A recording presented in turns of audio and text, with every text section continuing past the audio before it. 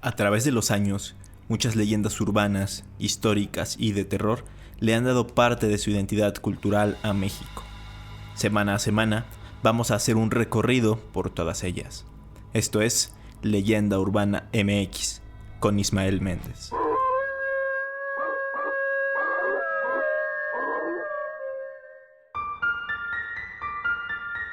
¿Qué tal? Bienvenidos una semana más a Leyenda Urbana MX. Los saludo con mucho gusto y les agradezco que me acompañen un domingo más en este espacio dedicado a las leyendas mexicanas. Ya nos estamos acercando al top 50 de podcast en Spotify México. Estamos solo a 5 posiciones, así que no dejen de compartir y correr la voz. Se los voy a agradecer muchísimo. Y por otro lado, ya también podrán escucharme en Amazon Music, pero pues ya les avisaré en cuanto esté disponible. Por el momento, no olviden seguirme en redes sociales, me encuentran como Leyenda Urbana MX, tanto en Facebook como en Instagram. Hace ya muchos episodios hablé sobre el Panteón de Dolores, y a partir de ahí dejé un poco abandonado el tema de los panteones. Y la verdad es que si nos ponemos a buscar, si nos ponemos a ver, hay muchísimos panteones con leyendas aquí en México, así que vamos a retomarlo y ya va a ser más común hablar de ellos.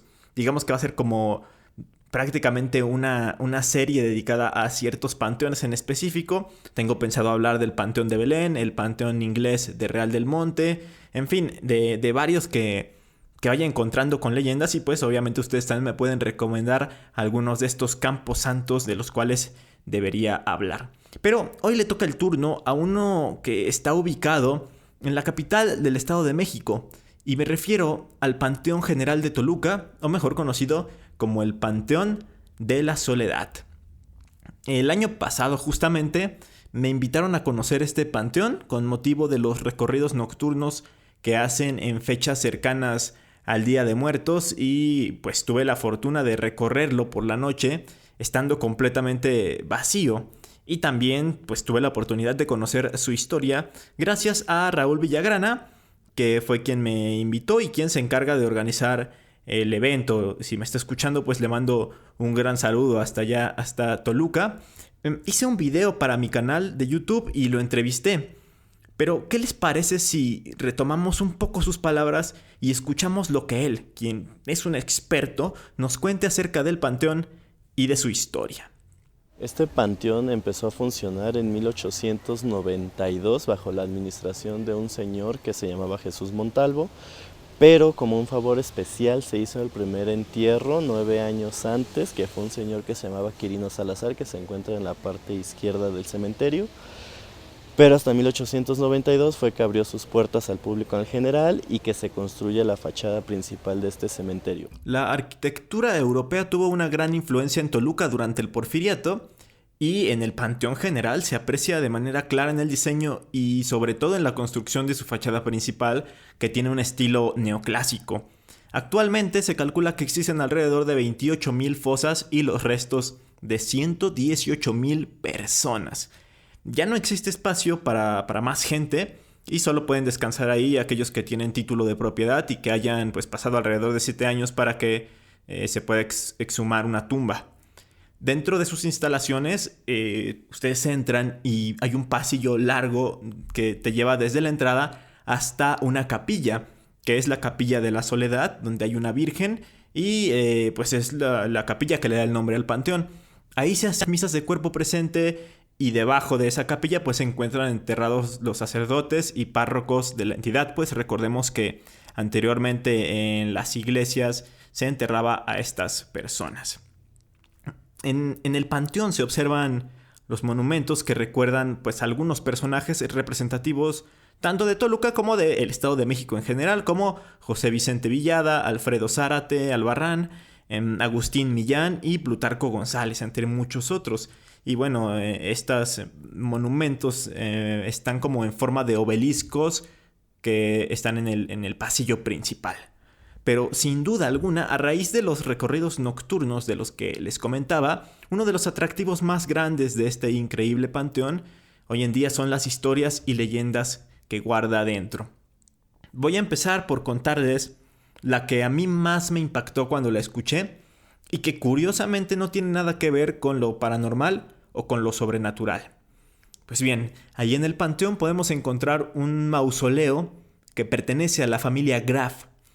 Ahí descansan los restos de don Santiago Graf. Espero estarlo pronunciando bien, que lo más probable es que no, porque pues es suizo, es una familia suiza. Él pues fue fundador de la cervecería Modelo en Toluca.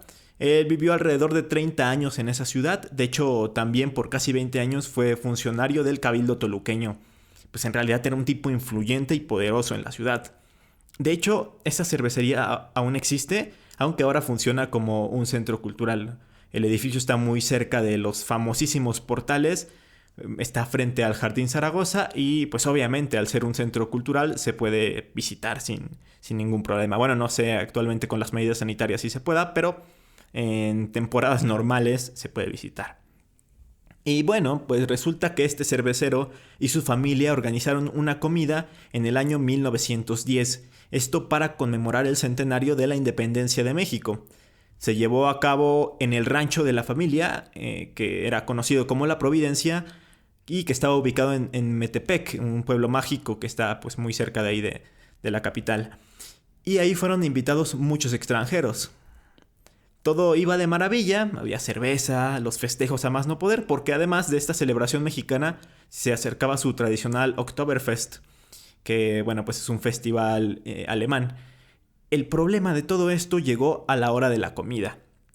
El platillo principal fueron carnitas, pero después de la comida, después de que las comieran, muchos de los invitados comenzaron a presentar malestares.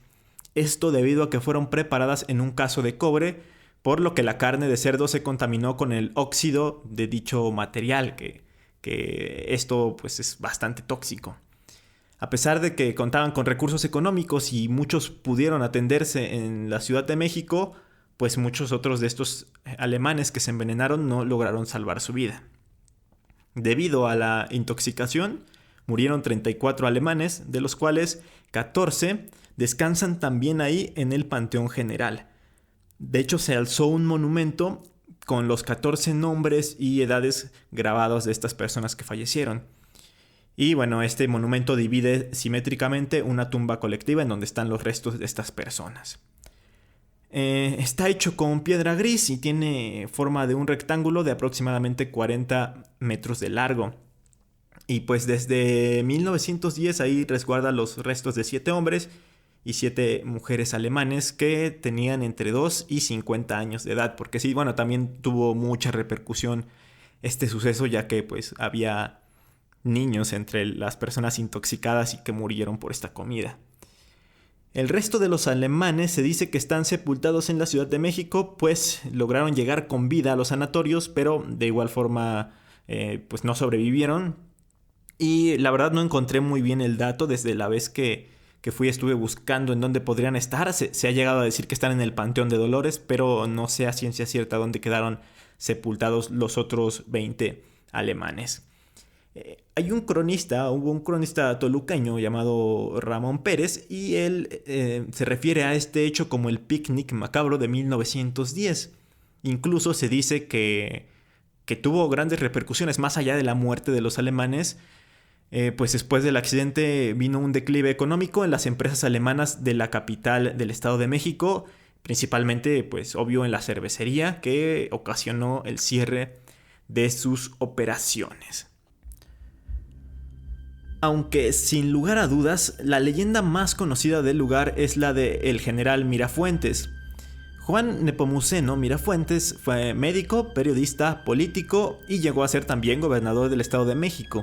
Se dice que nació el 16 de mayo de 1825, aunque no existe ningún documento que compruebe que esa es la fecha real de su nacimiento.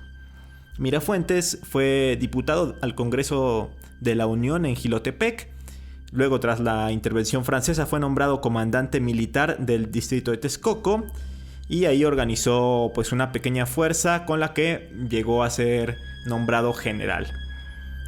Ya siendo general, él fue muy conocido por su crueldad, ya que pues hacía torturas muy crueles, muy inhumanas a los presos políticos, para de esta forma poder obtener información del batallón enemigo. ¿Y a qué me refiero con que era cruel e inhumano?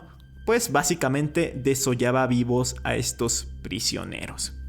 Murió en el año de 1880, siendo ya gobernador del Estado de México, y sus restos estuvieron expuestos 4 días más después de su muerte. Posteriormente ya fueron trasladados al Panteón de Santa Clara, que se encuentra frente a la capilla justamente de Santa Clara en la avenida Hidalgo de la ciudad de Toluca. Cuentan allá en Toluca que meses después de su entierro, el general Nepomuceno Mirafuentes cabalgaba por los pasillos del Panteón de Santa Clara en su caballo, aterrorizando a todo aquel que se encontraba en su camino. Ya para el año de 1890, pues por una ley se decidió cancelar todos los cementerios pequeños con el fin de darle pues un mejor saneamiento a la ciudad de Toluca, y entre ellos se clausuró este cementerio de Santa Clara en donde estaba sepultado el general. Así pues, ya en el año de 1901 los restos del general fueron llevados al Panteón de la Soledad, al Panteón General de Toluca, y la gente cuenta que todos los días después de las 6 de la tarde se le puede ver al general Mirafuentes caminar por los pasillos del panteón. Así que lo que hizo la gente fue colocar una pequeña losa de piedra para con eso pues mitigar las apariciones del general, para que no saliera de su tumba, se podría decir. Esta medida resultó poco efectiva, como era de esperarse, pues todas las mañanas se encontraba la losa removida y entre la losa y la tierra se veía por fuera el brazo derecho del general Mirafuentes tratando de escapar de su sepulcro. Fue entonces cuando tomaron otras medidas, otras acciones, y se decidió colocarle un monumento de piedra que mide 4 metros de alto y que costó 3,000 pesos en oro de la época. De esta manera la losa movida y el brazo del general pues dejaron de aparecer. A partir de la Revolución Mexicana se dice que este general protege a las mujeres de la noche, a las cenicientas de saldo y esquina, como las llama el gran Joaquín Sabina, o a las prostitutas, pues, coloquialmente. Ellas se dice que le ofrendaban dinero a cambio de que él las cuidara por las calles de Toluca, por las noches, cuando pues ellas salen a ganarse el dinero. Y en la actualidad aún cuenta la leyenda que el general se sigue negando a dejar la tierra de los vivos, pues durante todos los meses del año se le sigue viendo recorrer los pasillos del panteón. Ahora bien, no todas las historias del cementerio son de terror o de tragedia. También hay historias de amor, ya que hay una tumba bastante peculiar. Es conocida popularmente como la tumba de los pajaritos, y es un tronco partido a la mitad, que de hecho desde ahí empieza el simbolismo, porque los troncos partidos a la mitad en los cementerios simbolizan una vida truncada. Entonces está el tronco partido y en la parte de arriba hay como un nido, una especie de nido que está adornado con 3 aves. Son 3 pajaritos que simulan estar vivos ahí posados. Luego, en la parte de abajo, a los pies del tronco, hay un pájaro más grande, completamente tirado y dando la idea de que está muerto. Esta tumba pertenece a Rosario Morales, una mujer que falleció de neumonía a los 31 años, esto por allá de 1890. Ella tenía 3 hijos y justamente esto es lo que representan los pájaros. Los 3 pajaritos son sus hijos y el pájaro grande pues viene representándola a ella. Su esposo Agustín fue quien mandó a hacer la tumba, pues según él la escena de cuando encontró a su mujer muerta fue impactante, la impactó demasiado y a su vez tuvo cierto toque de ternura, porque él comentaba que sus hijos la miraban tiernamente esperando a que reaccionara, esperando a que despertara, como si únicamente estuviera dormida. Agustín amaba tanto a Rosario que cada día iba a su tumba a dejarle una flor. Y lo curioso es que cuentan que hasta hoy, a más de 100 años de su muerte, su espíritu lo sigue haciendo, pues siempre amanece con una flor blanca y fresca. Trabajadores de la administración, trabajadores del panteón y gente de la administración más bien, dicen que puede ser que las personas que visitan el panteón las dejen estas flores al ver lo atractivo de la tumba, pero han llegado a decir que en días en que casi no hay visitantes, también aparece la flor. O que incluso en la noche no está, ya que está cerrado el panteón, no hay ninguna flor, y justamente cuando amanece, cuando van a abrir las puertas al público, pueden ver una flor fresca. Así que les gusta pensar que sí es Agustín quien no pierde la tradición y le deja ese detalle a su amada. Estaba viendo una entrevista de los actores que interpretan a la pareja en los recorridos y curiosamente ellos están casados y comentan que siempre que van a hacer la representación, en voz baja le piden permiso a Rosario y a Agustín. Hay también otras historias que son menos populares, pero que se han rescatado. Justamente Raúl me contó que él, por curiosidad y al investigar sobre el panteón, descubrió esto, que hay cosas interesantes de las personas que ahí descansan, a pesar de que eran personas ordinarias y no llegaron a ser famosas o a tener algún cargo importante. Bueno, este recorrido surgió desde el 2009 con un proyecto de tesis para mi titulación como licenciado en turismo. ¿Y de dónde surge la idea? Antes había ido a un recorrido que hacen en un panteón en Guadalajara igual, de leyendas, historia, todo eso. Entonces yo tengo familia aquí sepultada en este cementerio, venía y veía que había tumbas pues que se podía rescatar un poco de historia, tumbas con arquitectura pues relevante para la ciudad. Entonces de ahí surgió la idea de ir investigando pues quiénes eran las personas más representantes aquí como para armar un recorrido semejante. Por ejemplo, durante la época de la Revolución, una pared de este panteón fue utilizada como paredón de fusilamiento. Aún se pueden ver los orificios de las balas que acabaron con la vida de cientos de hombres, y cuentan que algunas noches se pueden oír los gritos desesperados de aquellos que murieron sobre ese muro, e incluso también se pueden llegar a escuchar los rezos de estas personas, rezos que hacían cuando caminaban rumbo a su ejecución. Si nos internamos más en el cementerio, destaca también una tumba con una figura, una estatua de una virgen de gran tamaño, la verdad. Y además de llamar la atención por esta figura que tiene, pues cuenta con una historia desgarradora. Habla de una pareja que no lograba tener hijos. Ellos anhelaban tener un bebé, la verdad lo deseaban muchísimo, pero pues lo intentaban y no podían. Incluso pues hicieron uso de remedios caseros y varias cosas intentaron para poder hacerlo. Luego de todo esto hubo un momento en el que por fin la mujer queda embarazada. Iba a tener una niña a la cual le pondrían María Guadalupe y pues querían que se dedicara a las artes. Así pues la mujer estaba muy contenta. Bueno, el matrimonio estaba súper feliz de que por fin iban a tener un hijo, un descendiente. Y pues así, pasaron los meses y llegó el día del parto. Esto fue el 23 de febrero de 1919. Pasó el parto y le dieron el bebé a la mujer. Ella lo acercó a su pecho y se dio cuenta que no respiraba. O sea que su hija había nacido pero muerta.